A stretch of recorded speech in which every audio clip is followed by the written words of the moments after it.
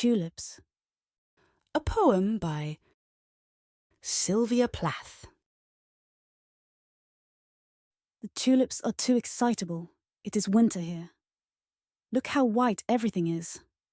How quiet, how snowed in I am, learning peacefulness.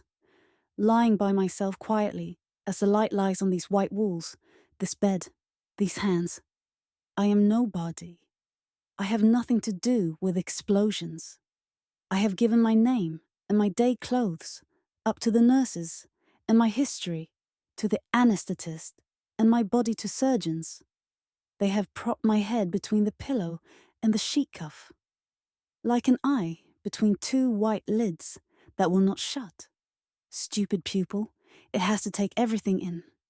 The nurses pass and pass. They are no trouble.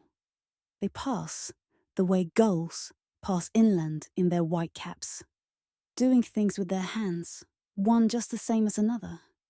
So it is impossible to tell how many there are. My body is a pebble to them. They tend it as water tends to the pebbles it must run over, smoothing them gently. They bring me numbness in their bright needles. They bring me sleep. Now I have lost myself. I am sick of baggage. My patent leather overnight case like a black pillbox. My husband and child smiling out of the family photo. Their smiles catch onto my skin, little smiling hooks. I have let things slip. A 30-year-old cargo boat stubbornly hanging on to my name and address. They have swabbed me clear of my loving associations. Scared and bare on the green plastic pillowed trolley, I watched my tea set, my bureaus of linen, my books sink out of sight, and the water went over my head. I am a nun now. I have never been so pure. I didn't want any flowers. I only wanted to lie with my hands turned up and be utterly empty.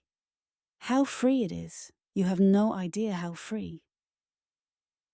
The peacefulness is so big it dazes you, and it asks nothing. A name tag, a few trinkets.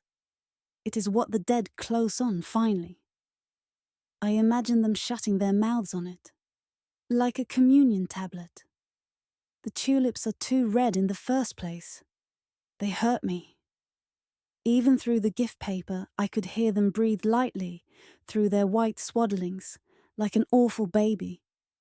Their redness talks to my wound, it corresponds. They are subtle. They seem to float, though they weigh me down, upsetting me with their sudden tongues and their colour. A dozen red lead sinkers round my neck. Nobody watched me before. Now I am watched. The tulips turn to me and the window behind me, where once a day the light slowly widens and slowly thins, and I see myself, flat, ridiculous, a cut paper shadow between the eye of the sun and the eyes of the tulips. And I have no face. I have wanted to efface myself. The vivid tulips eat my oxygen. Before they came, the air was calm enough, coming and going, breath by breath, without any fuss. Then the tulips filled it up like a loud noise. Now the air snags and eddies round them, the way a river snags and eddies round a sunken rust-red engine. They concentrate my attention, that was happy playing and resting without committing itself. The walls, also, seem to be warming themselves. The tulips should be behind bars like dangerous animals. They are opening like the mouth of some great African cat. And I am aware of my heart. It opens and closes its bowl of red blooms out of sheer love of me. The water I taste is warm and salt, like the sea, and comes from a country far away as health.